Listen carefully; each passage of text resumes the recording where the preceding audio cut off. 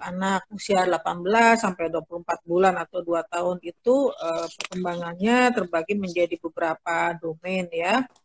Antara lain perkembangan sosial dan emosi itu dia anak itu udah bisa mulai meniru-niru ya, baik meniru perilaku orang dewasa atau anak yang lebih tua, kemudian mulai tertarik dengan anak yang lain, kemudian mulai ada membangkang ya, maksudnya nggak boleh ini malah yang dikerjain itu ya, kemudian juga mulai tertarik bermain bersama anak yang lain. Kemudian untuk perkembangan bicara dan bahasanya dia bisa menunjuk benda atau gambar yang kita sebutkan ya, bahkan ada juga anak yang sudah bisa menyebut apa yang kita tunjuk. Kemudian bisa mengucapkan kalimat terdiri dari 2 sampai 4 kata, misalnya aku mau bobo, mau mimi, mau susu gitu ya. Kemudian bisa mengikuti perintah sederhana, kemudian bisa menirukan kata-kata yang dia dengar dari satu percakapan ya. Kemudian untuk motoriknya dia bisa mulai bisa jalan lancar, lari ya, dan 2 tahun tuh dia bisa jalan di jalan berjinjit, menendang bola, mulai berlari, kemudian bisa naik turun mebel atau furniture itu tanpa bantuan, kemudian juga bisa naik turun tangga dengan berpegangan, bisa melempar bola ya. Nah, kemudian kalau perkembangan kecerdasan atau kognitifnya itu adalah dia bisa mengelompokkan warna dan bentuk, kemudian juga bisa menumpuk 4 kubus gitu ya.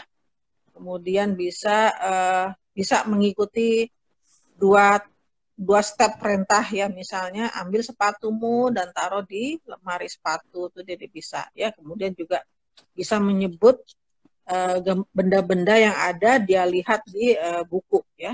Nah, gitu. Jadi seperti itu kurang lebihnya ya.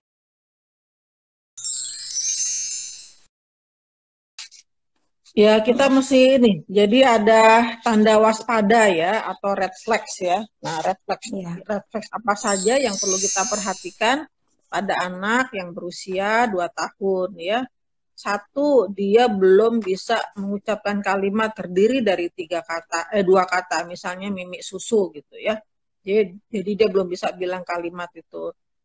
Kemudian dia tidak tahu menggunakan benda-benda yang sebetulnya familiar ya, seperti sikat gigi, kemudian juga sendok ataupun mungkin garpu ya.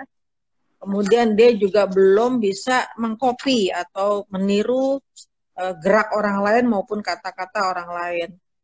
Keempat, dia belum bisa merespon instruksi sederhana. Kemudian belum bisa jalan dengan baik, atau dia kehilangan keterampilan atau kemampuan yang sudah dia dapat pada usia tersebut gitu ya. Jadi misalnya dia tadinya bisa ngomong banyak terus nggak bisa, atau dia tadinya bisa kita suruh-suruh terus nggak ngerti lagi ya. Jadi itu adalah tanda-tanda yang perlu diwaspadai ketika berusia 2 tahun.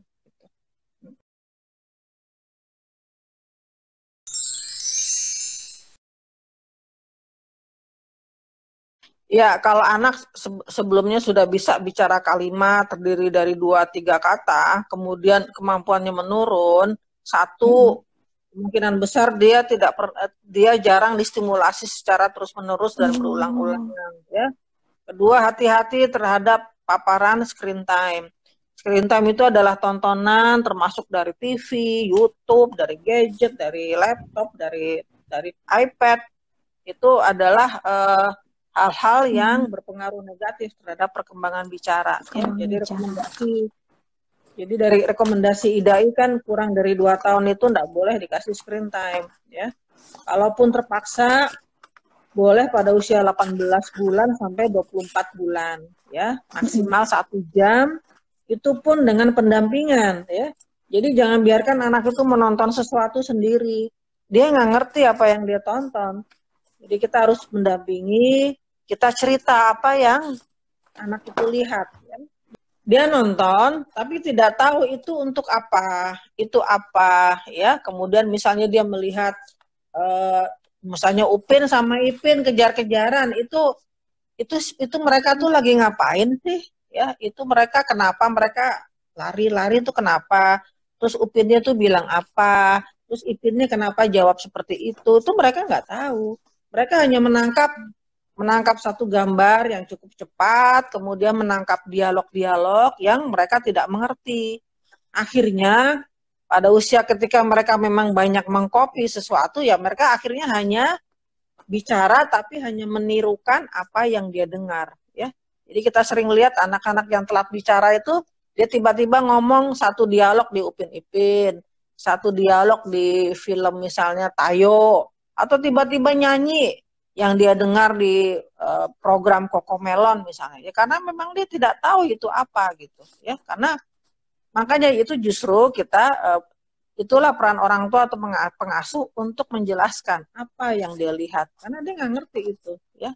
Jadi perlakukan TV atau YouTube itu seperti buku, ya. Jadi tetap membutuhkan orang tua atau pengasuh untuk menjelaskan apa yang dilihat oleh anak.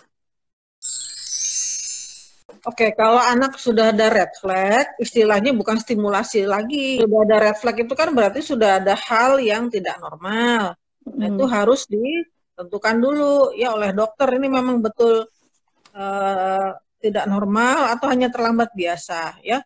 Kalau memang sudah ada masalah, ya itu kita berikan terapi, bukan lagi stimulasi. Stimulasi itu adalah untuk anak yang tidak bermasalah, anak yang biasa aja gitu kan. Misalnya supaya anak bisa jalan lancar, ya kita stimulasinya juga dengan memberikan kesempatan untuk belajar berjalan. Stimulasi untuk anak belajar bicara, ya kita harus banyak mengajak bicara dan berinteraksi. Jadi contohnya seperti itu. Kalau udah ada refleks, ya bukan stimulasi lagi istilahnya. Ya tergantung dari domain perkembangan apa yang terganggu, ya. Misalnya bidang motorik kasarnya yang terganggu, ya tentu nanti gerak anak itu juga akan terhambat. Temannya udah bisa lari, dia jalan aja belum. Ya, tentu itu kan mempengaruhi perkembang geraknya selanjutnya, ya dia nggak bisa bernari, nggak bisa berolahraga dan sebagainya. Demikian juga dengan bicara, bahasa. Nanti dia nggak bisa bergaul dengan teman-temannya kalau kemampuan bicara dan komunikasinya masih tertinggal jauh dengan anak-anak seusianya. Jadi tentu akan mempengaruhi performa akademisnya, ya, baik secara langsung maupun tidak langsung.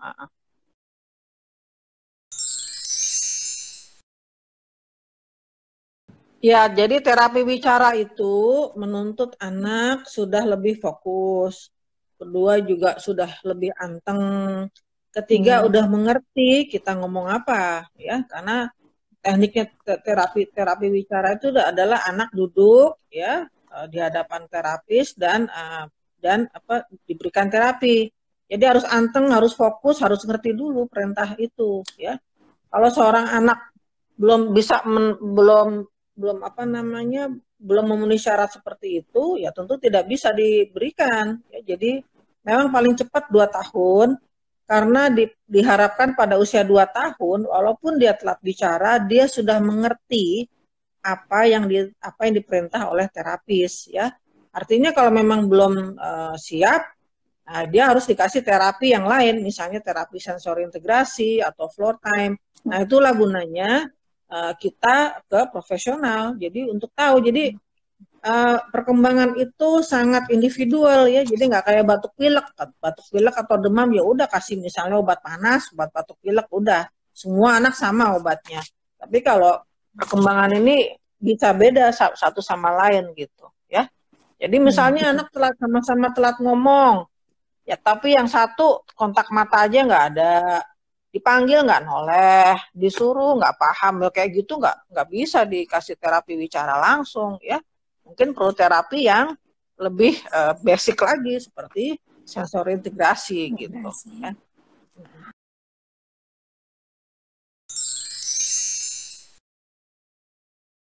Paham terhadap perintah itu adalah perkembangan bahasa reseptif, dia mengerti apa yang dikatakan oleh orang lain, ya harus mengerti. Ya, jadi fungsi perkembangan bahasa reseptif itu tiap tiap tahapan usia memang sudah berkembang ya. Misalnya anak di atas 6 bulan dipanggil namanya sudah menoleh, itu kan juga sudah mengerti artinya ya. Nah, tapi kalau udah 18 bulan, 24 bulan itu dia sudah bisa mengikuti perintah sederhana dan berespon. Misalnya, mana ayah, mana bunda, ambil mainannya ditaruh di sini, ambil mainanmu, sepatu ditaruh di sini, gitu ya. Dia harus mengerti. Kan perbendaharaan katanya juga belum terlalu banyak bisa. Kalau dia nggak tahu, maka dia nggak akan bisa jawab. Tapi kita bisa ajukan pilihan dengan menunjukkan bendanya. Kamu mau makan buah apa? Pisang atau apel? Nah, sekalian belajar bahwa ini pisang, bahwa ini adalah apel. Mungkin dia kalau dia sudah sering dengar kata apel, mungkin dia bisa jawab apel. Kalau dia sudah sering dengar kata pisang, mungkin dia juga bisa bilang pisang. Tapi bisa juga dia belum tahu dan sehingga dia tidak bisa menjawab spontan tanpa melihat barangnya. Nah, tapi kalau di atas 2 tahun, dia sudah bisa tuh buah apa hari ini gitu ya, bisa jeruk, bisa pisang. Nah, itu 2 tahun ke atas ya, dimana tanya jawab 2 arah juga sudah mulai bisa gitu.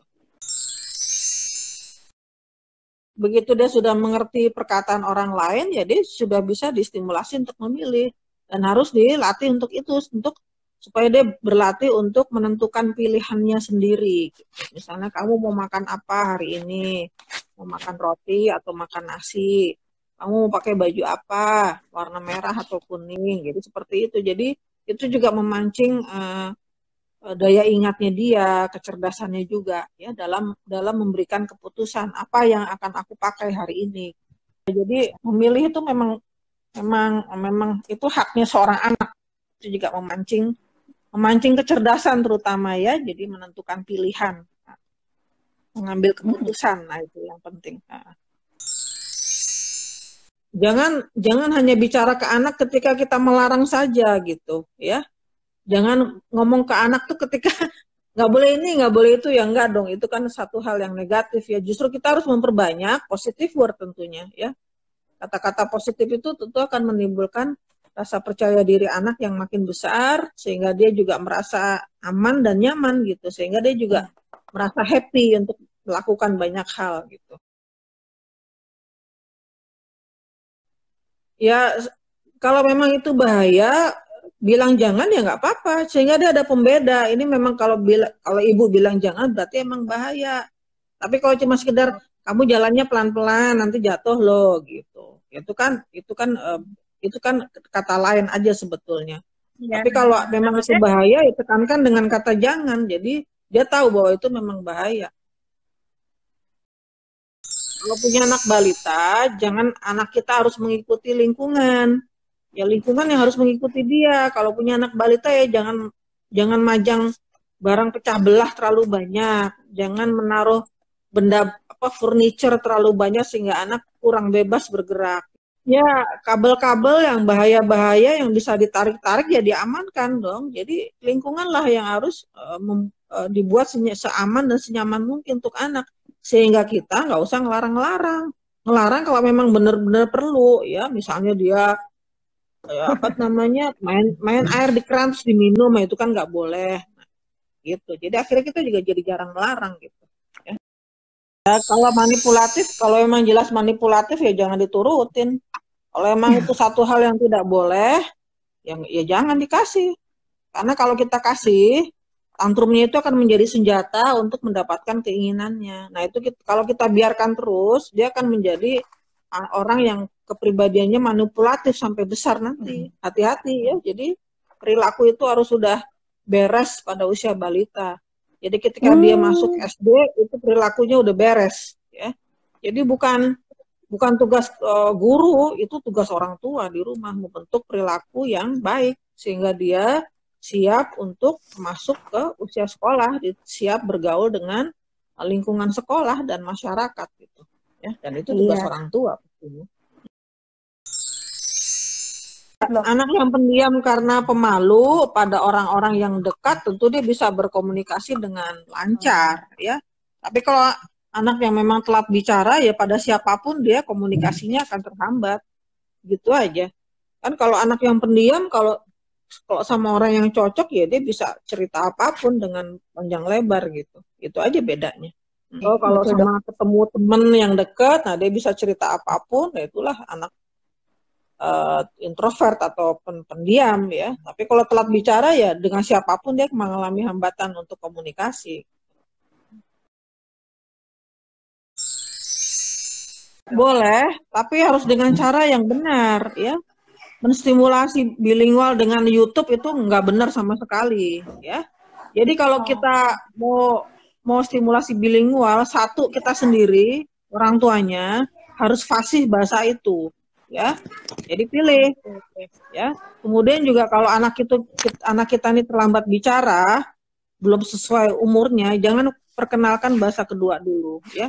Boleh aja dari lahir kita stimulasi bilingual, tapi harus konsisten, kita sendiri fasih dan dengan cara yang benar.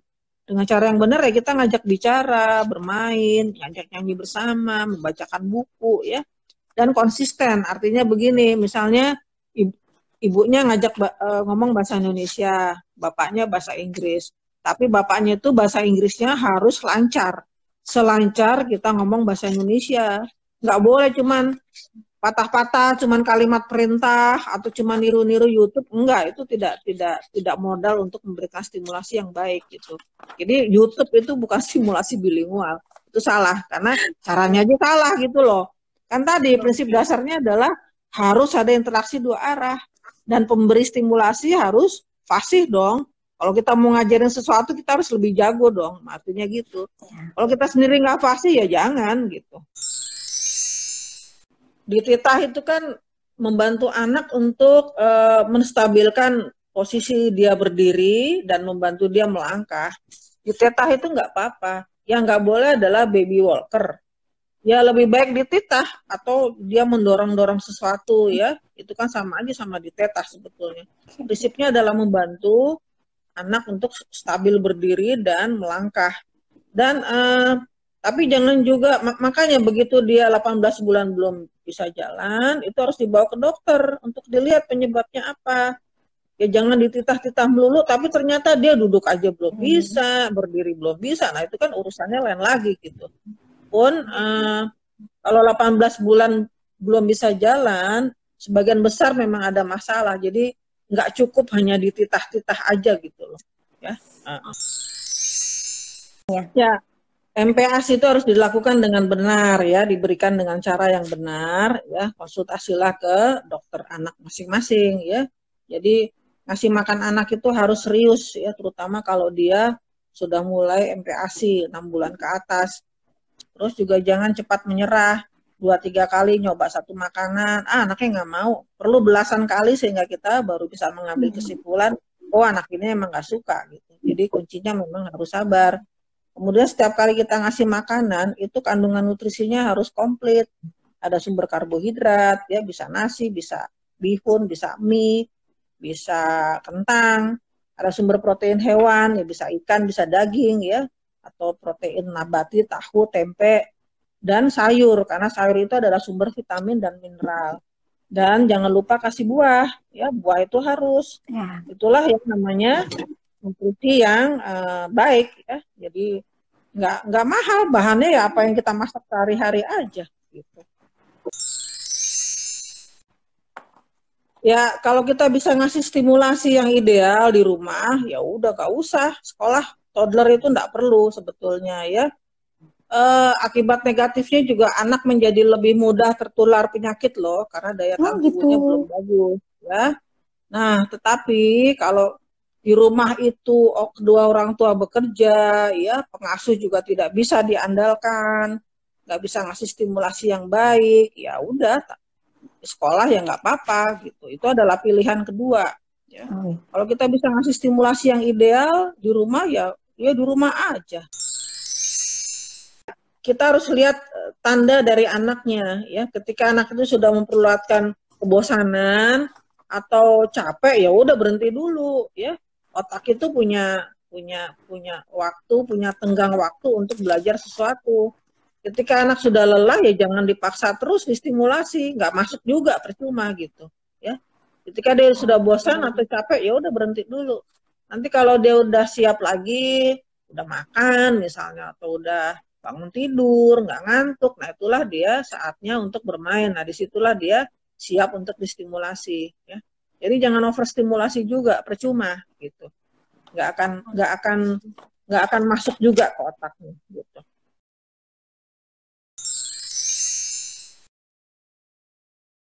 Ya, pandemi ini bisa berakibat positif, bisa juga negatif ya. Positif itu artinya orang tua yang dua-duanya bekerja di luar rumah selama ini jadi tahu masalah-masalah yang terjadi pada anaknya.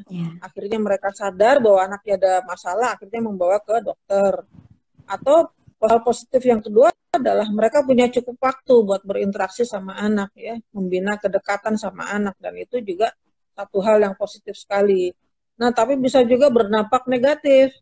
Ketika orang tua harus bekerja dari rumah, nggak ada yang bantuin, nah ketika dia harus fokus pada pekerjaannya, akhirnya anaknya dikasih screen time misalnya, dikasih gadget atau dibiarkan nonton TV berjam-jam. Ini tentu berakibat negatif ya. Kedua juga orang tua yang nggak tahu lagi nih anak mesti dia kasih aktivitas apa ya. Hilang akal, maksudnya mati akal deh, ini anak mesti dikasih kegiatan apa ya biar nggak bosen. Akhirnya membiarkan lagi anaknya untuk nonton TV. Jadi ya tergantung bagaimana kita menyikapi ya. Yang penting kalau punya anak yang masih balita sampai usia SD, itu kita mesti kreatif dalam mengarahkan anak berkegiatan selama pandemi ini ya. Kalau dia sudah bisa baca ya kasih buku ya, pancing dia untuk membaca ya, banyak-banyak buku, kita kasih buku. Atau bermain interaktif ya, misalnya main board games gitu ya, atau mungkin melakukan permainan-permainan yang zaman orang tradisional zaman dulu deh, misalnya main bola bekel atau congklak yang anak-anak sekarang kan nggak pernah kenal. Jadi itu menuntut kreativitas dari orang tua ya, jadi ya harus sabar, harus kreatif dan meluangkan waktu pastinya ya, karena anak-anak balita dan anak usia SD itu dia belum bisa menghibur dirinya sendiri gitu. Jadi masih membutuhkan orang lain, terutama orang tuanya, untuk melakukan kegiatan-kegiatan. Beda dengan anak SMP ataupun SMA, ya. Mereka mungkin bisa chat atau ngobrol dengan teman-temannya melalui Zoom dan sebagainya, ya. Atau mungkin juga bisa melakukan kegiatan bersama-sama nanti di apa namanya diajukan bersama-sama, tapi anak SD kan belum bisa seperti itu ya.